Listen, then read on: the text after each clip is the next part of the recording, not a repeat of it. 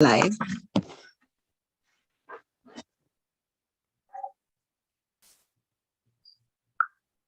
Okay, are everybody ready? Okay, it was Justice. Okay, it was Justice Sandra Day O'Connor in 1999 who stated, and I quote, "Certainly, life as a lawyer is a bit more complex today than it was a century ago. The ever-increasing pressures of the legal market, the need to bill hours, to market to clients, and to attend to the bottom line have made fulfilling the responsibilities of community service quite difficult. But public service marks the difference between a business and a profession. While a business can afford to focus solely on profits, a profession cannot. It must devote itself first to the community it is responsible to serve. I can imagine no greater duty than fulfilling this obligation. And I can imagine no greater pleasure." End of quote. With this being said, let me greet all our valuable listeners. Let me wish all a happy new year and welcome to the Jamaica Diaspora Immigration and Legal Support Taskforce first Town Hall meeting for 2022. Our mission is to provide vital information to Jamaica diasporans all over the world. Today, we have as our guest, Consul General Oliver Meir at the Consulate in Miami, Florida, and Attorney at Law. Oh, let me also highlight, we also have his deputy on today. Is she still on? And we also have, she'll be here, right? Okay. I'm here. Okay. And we also have Attorney at Law and Vice Chair of our task force, Nadine Atkinson Flowers.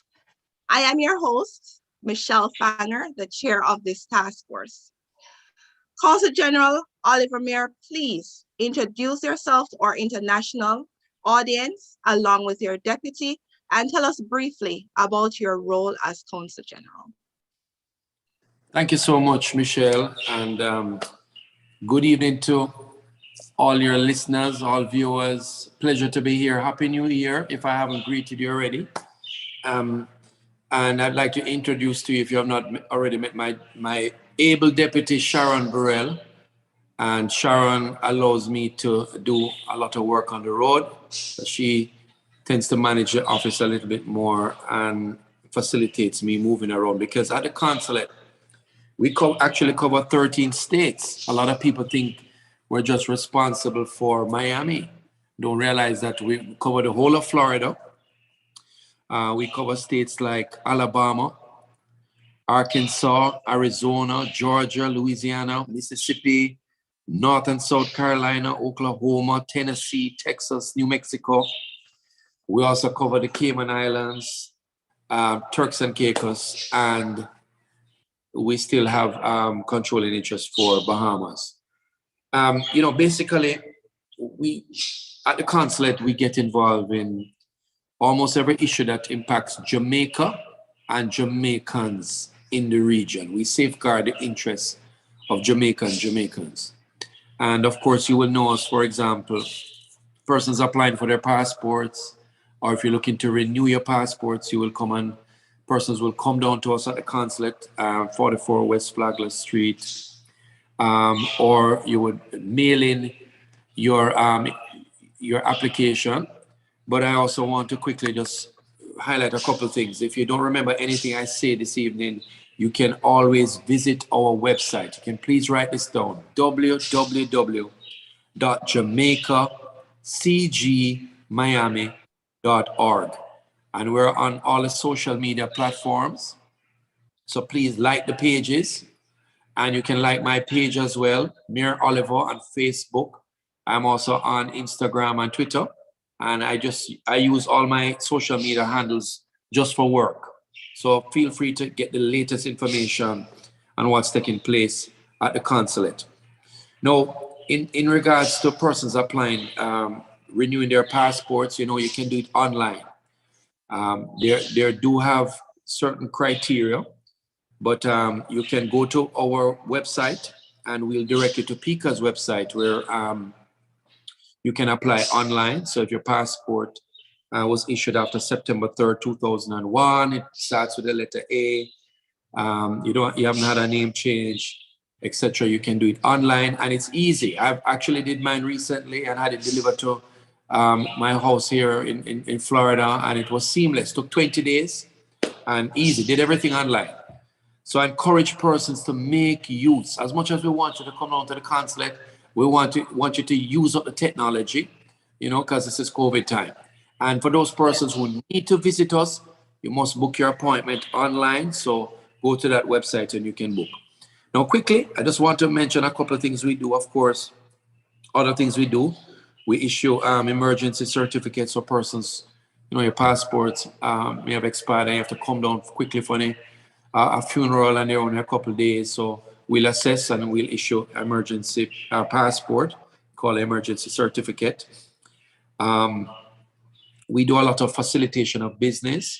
Persons will reach out to us if they have particular business interests in Jamaica, and we will facilitate, connect people together. You know, there is a major company in Jamaica who reached out to us and they wanted to, connect with somebody to sell their goods in the United States. They connected with us. I'm happy to report that just a week ago, they had some containers being shipped of Bami, a major Jamaican company. So I'm sure we'll be making that announcement shortly. So we facilitate trade. There was also a major Jamaica processor who needed equity. And luckily there was another company who had equity looking to invest in a company. We connected them together and there was a happy marriage there. We get involved in lots of instances of giving back to Jamaica. You know, we have a 5K that we have every year. We raise funds for the Adopt a Clinic initiative. And so funds are, I just came back from Jamaica where we adopted the Riversdale Clinic in conjunction with the community here. We get involved with, we facilitated gowns, going down tablets. And we work with a lot of the existing groups here in the United States who ask us to come out and represent and speak on behalf of the government, especially as it relates to fundraisers. Major sporting events will reach out to us for support. Example, the Jamaica hockey team, we supported them, and we have a major announcement to come up with the bobsled team. I'll wait later on in the week to announce that. Culturally, we have NDTC coming up to celebrate Jamaica's 60th. You can mark the date, September 30th. We'll have NDTC coming up to do performances, and that's we're supporting the Louise Bennett Heritage Council in that regard. We're celebrating Bob Marley's birthday next week, February 6th. We'll have a special event. You'll see some details on that. Persons who would like to become Jamaican citizens, and you're entitled to become a Jamaican citizen, like you're a family by descent or by marriage. You can reach out to us at the consulate and we'll process your paperwork. And we have had over 173% increase in persons becoming Jamaican citizens who are entitled to. And in fact, there's a video circulating right now with Gramps Morgan, who is, he's so ecstatic about becoming a Jamaican citizen. He was born in New York, but of course his dad was born in Jamaica, so he was entitled to become a citizen. So the entire family came down to us at the consulate, had their paperwork processed, and they are all now officially Jamaican citizens. And we do have a citizenship ceremony that we have every 4 months. The next one will be on February 17th. You can mark that date because we have a live welcome ceremony for all our newly minted Jamaicans. And we have, it's a cultural event. We sing nice folk songs, and we do all the nostalgic things around Jamaica, and we welcome you in a very tear-jerking ceremony.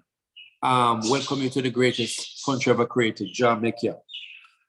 There's so much we do. We facilitate, even in courts. The court system uses us up now.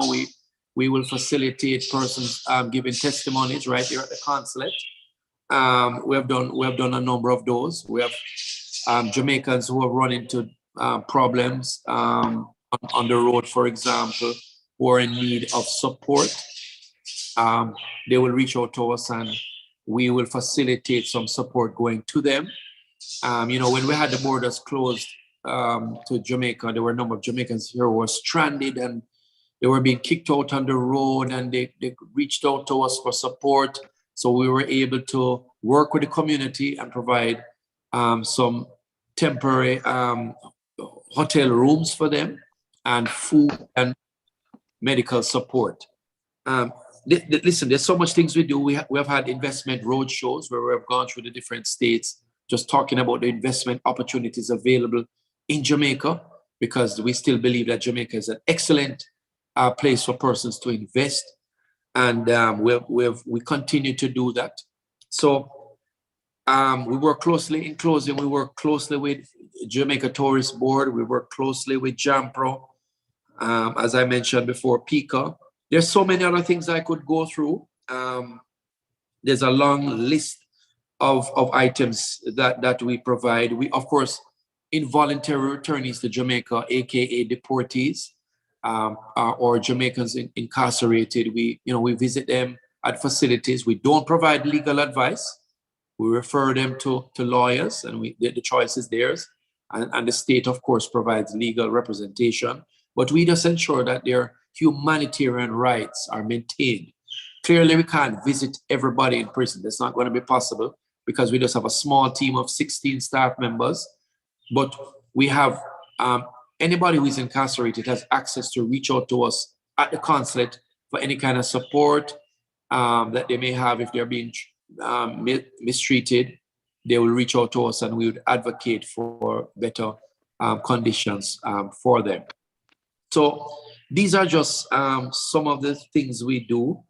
As I mentioned, this is by no means comprehensive, but I don't think everybody would want to hear me talking so long on this program. Just to say that the consulate is here. We want to engage you. We want to keep you abreast of what we're doing, what's taking place in the community, especially as we celebrate Jamaica's 60th. We want you to get involved. And so I invite you again to visit our social media pages on Facebook, the Consulate General of Jamaica, Miami. And you can also visit my page as well, Mayor Oliver, and get the latest updates. Let us keep you informed, and let us allow you to find ways for you to get involved in supporting Jamaica land we love.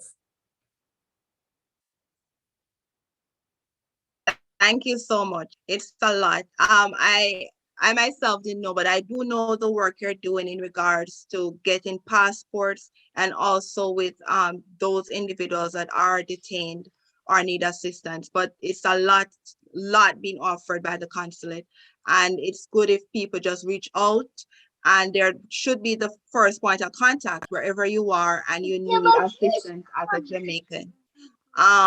Is Miss Sharon going to say something further, or is she going to speak? Or Sharon, you could probably speak about the letters of no objection. Okay, sweetie. Thank you. Thank you, everyone. Greetings. Let me just quickly mention that another thing, our Consul General has gone through. Has gone through a list of the things that we do. And of course, we do so much more, as he has said. But one of the things we want to highlight is that the consulate also assists with persons seeking to get a waiver of their J1 visa, those who are here on exchange programs. And one of the things that they will need in applying for the waiver is a letter of no objection from their government, to facilitate this process, and they would do that through the consulate. So I know the lawyers that are on this program would maybe like to know that. So there's a list of the requirements on our website. I would encourage persons to look at that list, because we find that the numbers of persons who want to waive their J1 visa requirement, it's growing. It's growing at a real, a rapid rate. And we are seeing more and more persons every year that require this service. So we are here at the consulate to assist you with that. So please do contact us if you need our assistance in that area. Well, thank you so much. And one thing I can say for sure, working with other governments, when I go on the website, the information is so clear and plain that I don't have to even contact the office. We just gather everything. Well, my clients do gather their information and get it done. It's always, everything is available on the website, as they've stated. I want to thank you, Consul General Oliver Mayer. It was so informative. The information you provided was great, and everyone will be reposting this video so you can get the information to share with your family and friends. And I know you stated you had another engagement. So let me, on behalf of the diaspora, say thank you for taking time out of your busy schedule to be at this town hall meeting. Yeah, and again, I thank you so much for having me, giving us the opportunity to share this information. And I want to thank my community, who continue to be very, very supportive. I don't take it for granted that all of the objectives that we have had at the consulate, we could not have done it on our own. It's because of the supportive, enthusiastic Jamaican community who was rallied with us at the consulate to ensure that we get things done and we're able to achieve our goals. So that's what I say, one love to everybody, regardless of the challenges that we're having. Let's continue to strong. Yeah, okay. I'm sorry to cut you off. Somebody said there's a question. I'm trying before you go. I'm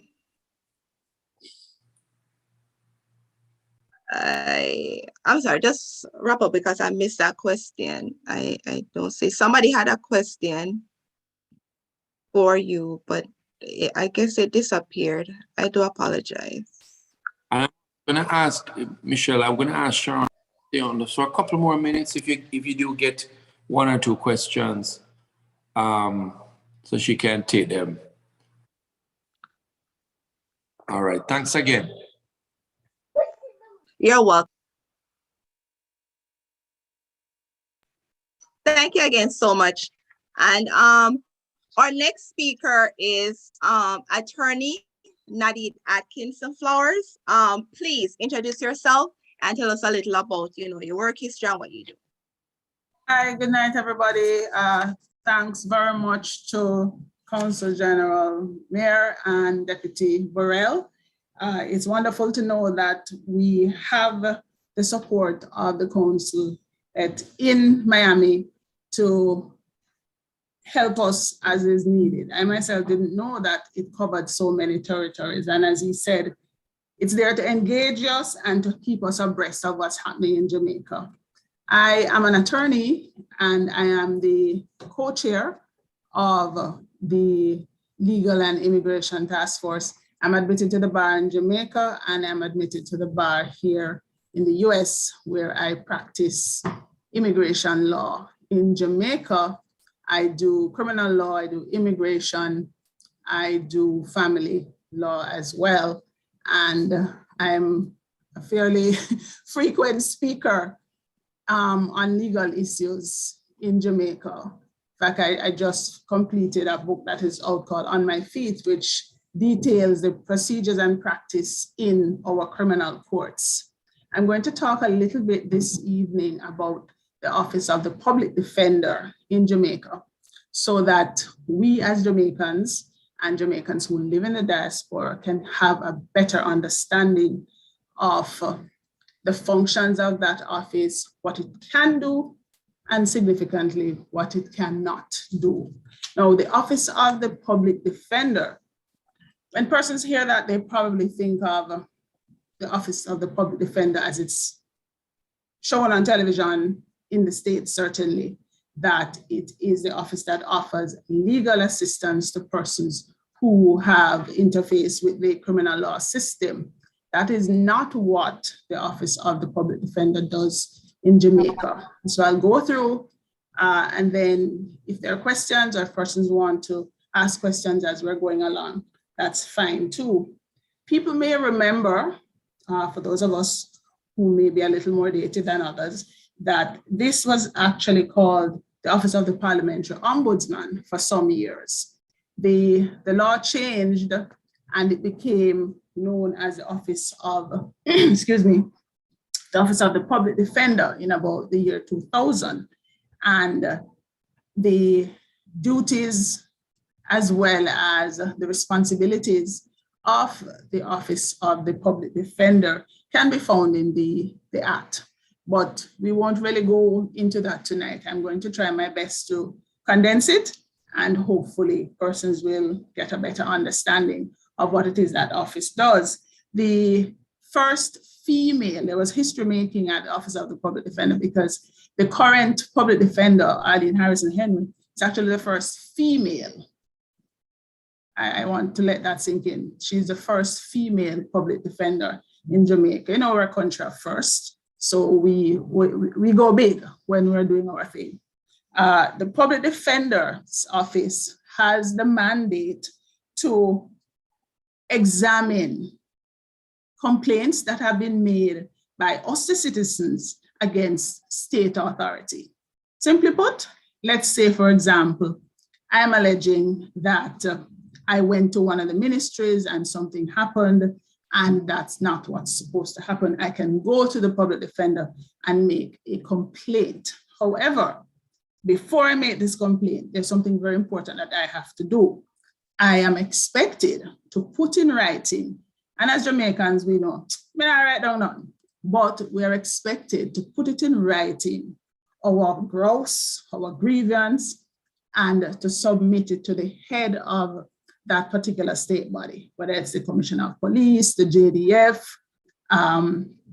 any state body that we feel have aggrieved us. We're to put that complaint in writing and submit it because you want to give them the opportunity to say, well, this is our side of the story, or to completely ignore us.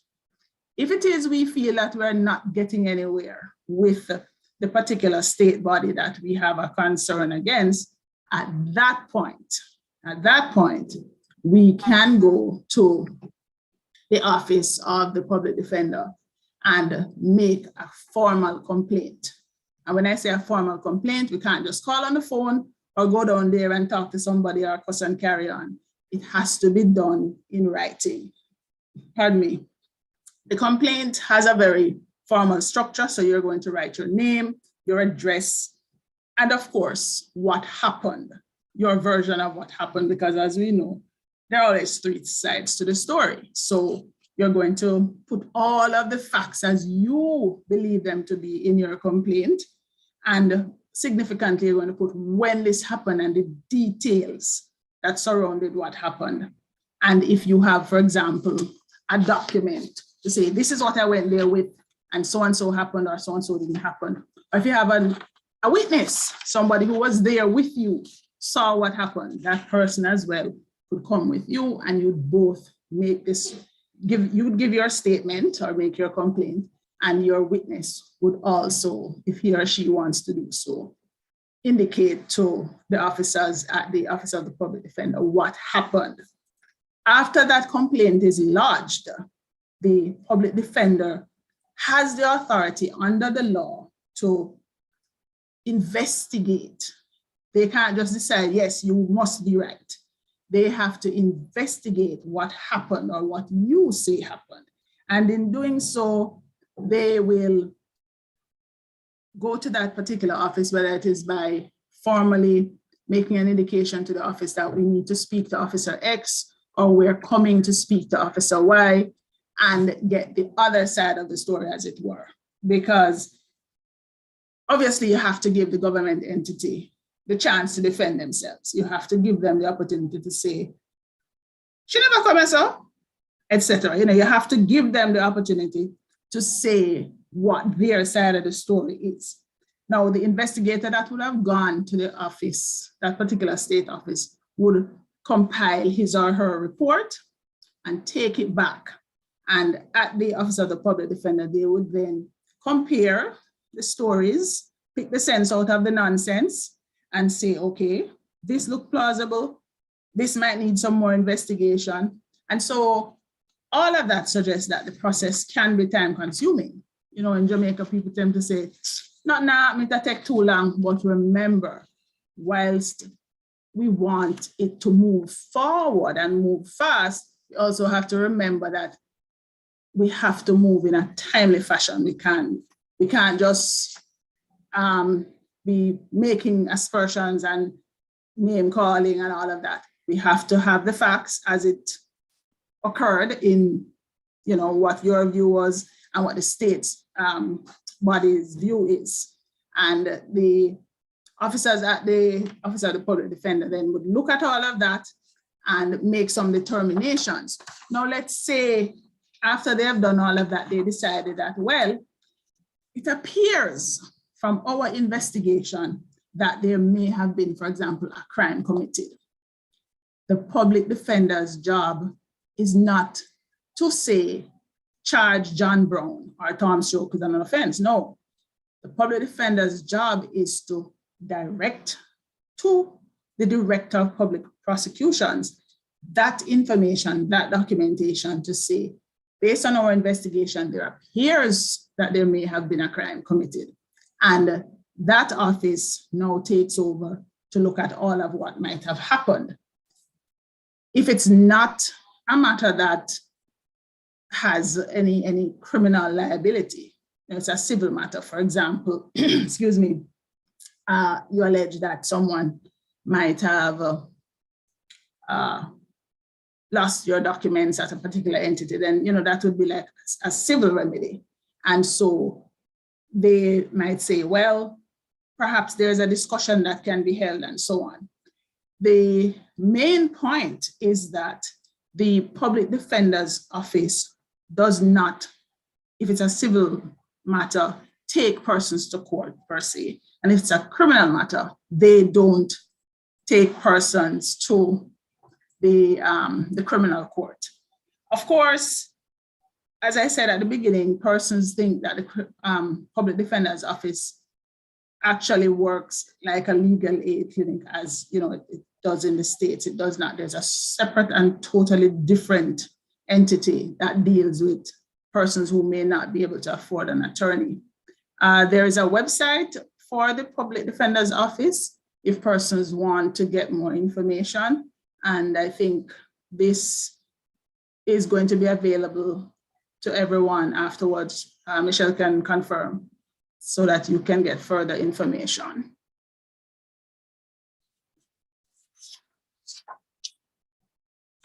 Michelle, you're on mute. Thank you so much, Nadine. Thank No you problem. so much. Very informative, very informative. But we have a few comments and questions that pertain to both you, Nadine, and the Consul General Office. So Ms. Sharon is here to answer those. The first thing, Rupert Francis said, good night to the panelists, well done. Simone Genia said, very informative, thank you. I'm not sure who was the individual that was online, but he's no longer here. Beverly Frey says, thanks, CG, you are doing a great job. Clinton Rose said, please, could you let me know what is required to travel to Jamaica? Ms. Sharon Burrell, are you still on? Are you able to answer that question? Yes, I'm on. Thank you, Michelle. Well, to travel to Jamaica, what's your nationality? That's the first thing that we would ask. Your nationality would determine whether or not you need a visa. I'm assuming that this is an American national. If you're going to Jamaica as a tourist, just on a visit, your passport is what you need to travel to Jamaica. If you're going there to work, For example, you would need a work permit, even as an American national, which would have to be applied for through the Ministry of Labor and Social Security. So it all depends on your reason for travel. Thank you so much. Clifton says, okay, Paulette says, hello everyone. If you are naturalized American citizen, can one renew their Jamaican passport? Another question for you, Ms. Burrell. Certainly, and we would encourage our nationals to renew their Jamaican passports. Very often, persons believe that once you have become an American citizen, it means you're no longer a Jamaican citizen, but that's not the case. You're now a dual national of both the United States and Jamaica. And we really would want you to renew your passport. So please do so. Come to the consulate or send in your application by mail again. All the requirements are on the website.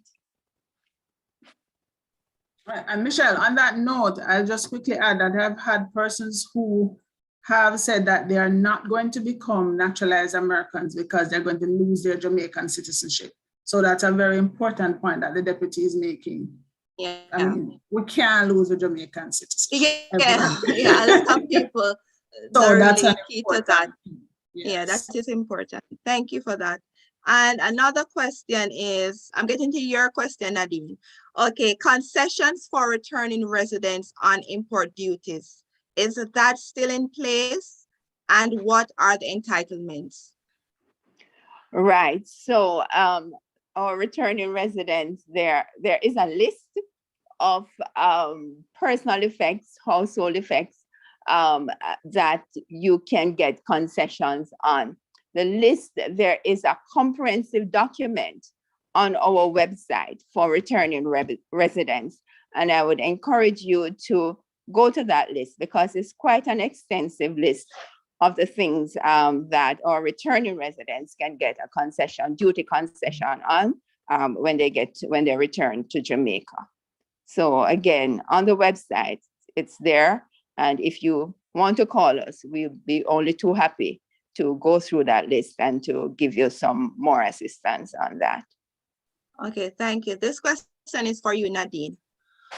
Are we Jamaicans to be concerned with the establishment of the new ministry looking at the Constitution? Well, in the sense that, I'll put it this way, as Jamaicans, we always should be concerned about what's happening in the country. Whether or not this specific ministry has a clear mandate as to what it's supposed to be doing or not, I don't know. But I would think that generally speaking, we certainly want to know what's happening in our country, especially those of us who don't live in Jamaica or may not visit Jamaica very often and only are involved in discussions through town halls like these. But I can't speak categorically to what the ministry is supposed to do. I would just say that all of us should have a keen interest in what's happening at home. Okay, a follow-up question to that is the new ministry doing what the public defender currently does? Do you know? I do not know. I do not know. The public defender is still there. The mandate is still there. So I would not be, I don't think I'd be out of place to say that there is probably a different remit for that ministry. Okay. Thank you so much for answering. And for those tuning in, if you want to learn more, contact us. You could go on the JDTAN.org website and you could look for our task force, the Legal Support Task Force, and you could send a message to us. And Jacqueline said, I think she's answering to someone. She said, yes, you can. Paulette is asking for the website. I just posted it. It's www.jamaicacgmiami.org.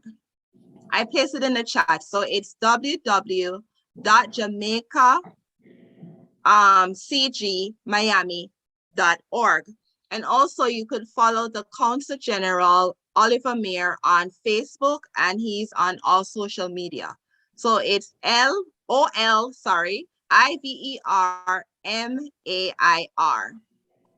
And Shireen was answering a question. She said yes in regards to the citizenship. And Steve was also responding, saying yes, you can online.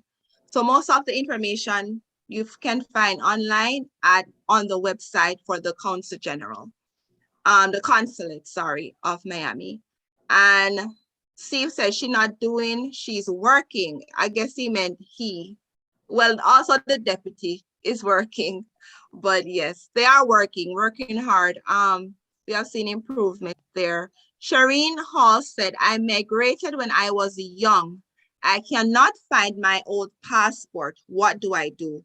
And this question is for you, Ms. Burrell.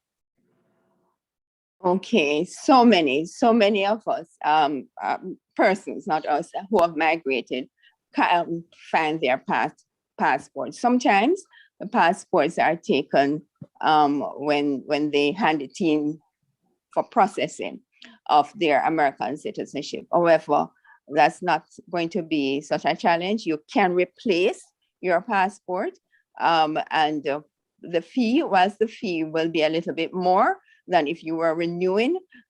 You can always come in. There are additional forms to be completed in the absence of a police report, because we do know that in a case such as the one mentioned, you will not be able to get a police report. So we have forms that you can fill out to bypass the police report, and we can assist you in replacing your passport. Okay, thank you. Simone Genius is asking, what are the benefits of a naturalized U.S. citizen to renew their Jamaican passport? Well, one of the main one is there is not as sweet a sound than when you travel to Jamaica and hand over your Jamaican passport and hear welcome home, rather than when you hand over a US passport and you are given a limited time in the country of your birth. And so one of the main things is to go home without any restrictions. So you can always travel to Jamaica with your Jamaican passport and travel back to the United States on your US passport. Just bask in the privilege of being a dual citizen. Of course, you would also benefit from the duty that any Jamaican national, there's about, I think it is $500. Let's say you go to Jamaica and you have certain dutiable items, you are exempt from paying duty on a certain amount, and that would only go for Jamaican nationals. And so you'll be treated as a Jamaican national, of course, only when you hand over your Jamaican passport at the border. So, you can go to school there without paying the fee of a foreign national.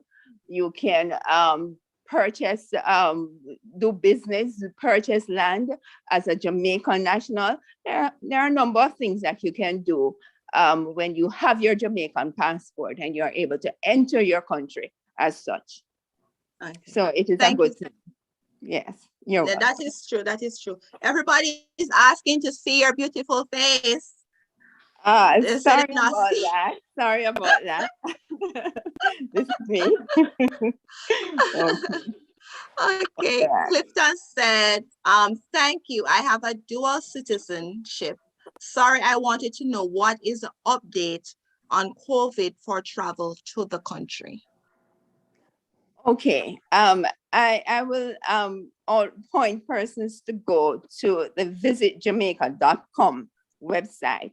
But right now, the basic requirements are that, of course, you need a negative COVID test in order to enter. You also do need that travel authorization before you go. You must apply for that on the visitjamaica.com website if you're a resident overseas, and for Jamaicans who are just here on a visa, then you would go to the other the Jam COVID website. No,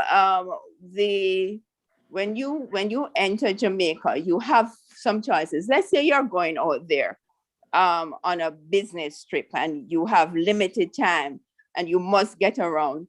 When you get to the airport, you have the provision of doing a COVID-19 test, a PCR test right there at the airport.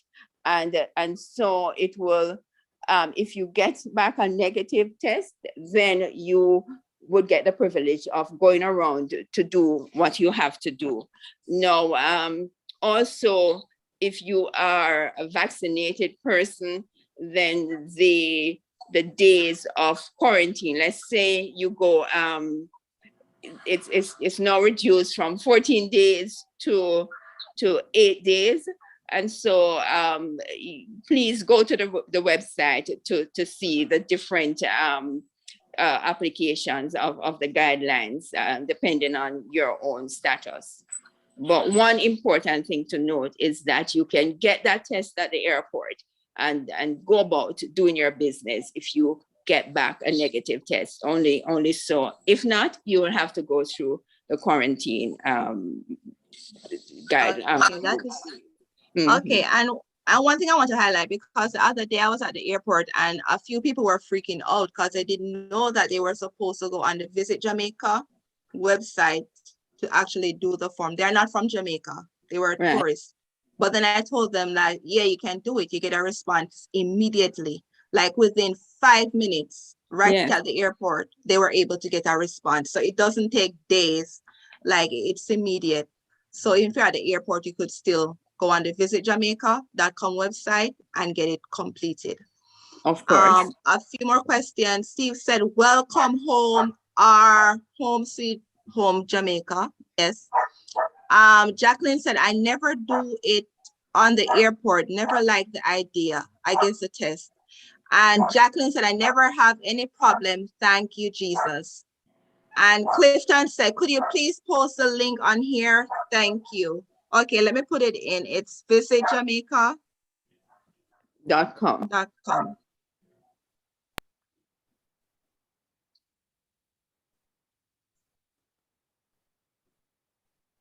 It's busy. I want to apologize to everyone. It's late at night. This little dog is barking. I do apologize. I hope it's not disturbing everyone. But I just want to, and if you have any more comments, I was going to wrap up, but I want to invite our chairman, Leah Gillens, to give a little final note for us before we end our session.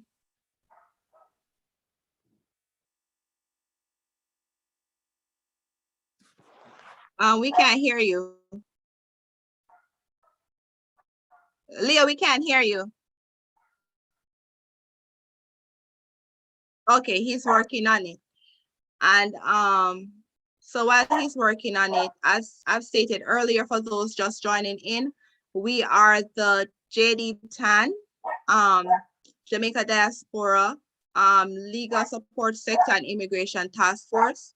And you could find us on jdtan.org. We usually try to connect individuals with information legal-wise that they need. We connect you to attorneys, and we do host sessions monthly, whether it's based on tax. We have a tax session coming up because it's tax season. We also have from different attorneys from Jamaica that touches on areas of real estate, estate planning, everything. And we provide that information just so people are informed. Just like how the Consul General came on and the consulate, thank you, Deputy Sharon Burrell, to just tell us how that agency operates and what they offer. So this is what we do monthly, so people are armed with information. Okay, Leah, are you ready to go? Can you guys hear me now? You can hear me now, right? Yes. All right. Hello, Nadine. Hello, Sharon. Something, I sat in and listened to everything. First of all, thank you, Chairperson Michelle Fanger, Attorney Michelle Fanger. Thank you so much for this wonderful platform. It was really worth it. And I heard the questions coming across, really, really good questions, and they're really, really needed, especially at this time. I want to say thanks to our CG. Wonderful job he's doing. Let me tell you something. He's all over. Sometimes I wonder how he does it. because I thought I had energy, but boy, him beat me 100% and over. So thanks, CG, for your wonderful introduction and the message that you brought to the community. Thank you so much. Thank you, Sharon, for backing up CG, and you did great. I love that answer. Welcome home. I love that answer. Welcome home. It really makes a difference when you show them your passport, Jamaican passport, and they say, welcome, welcome, Mr. Gilling. You say, yes, thank you, man. Yeah, I'll pay for that. Thank you, Nadine, attorney Nadine. And I have not purchased your book yet, but please go ahead and tell them where your book is available. Where is it available? Tell us, where is it available? Thank you for that, Leo. I think the book is available on Amazon. That's probably the easiest place for persons who are in the States. It's available at the publishers, and publishers in Jamaica as well. It's called On Your Feet, Criminal Law Practice in the Parish Court. It details all the procedures and practice. And people might say, but yeah, a criminal case, but that's not the point. We want to know what's happening in the courts, because there are various reasons why you might need to be in the court for something, certainly as regards immigration, something as simple as a police report. It's absolutely critical for immigrants who are coming to the US and to other countries. You need to know what you do to get that, so that kind of information is there. And of course, we are always telling people about those things in these forums as well. Thank you so much. And let me tell you, it's great to have JDTAN has a lot of these things every week. We have seminars, we have panel discussions, we have trainings, and we do, right now we're rolling out a lot of projects coming up for 2022. Last year we did over 100 plus workshops and panel discussions specifically geared towards Jamaican. So we're happy to be here. We're happy to be able to deliver this to the needy, deliver capacity building opportunities to our own Jamaica. And thank you everybody for being here. Thank you everyone for the questions. Thank you everyone for listening, and have a wonderful evening. Yeah, thank you. Thank you, Leo. And just a reminder, everyone, we'll be posting this video on JDTAN.org. We have a YouTube channel. It's JDTAN, right?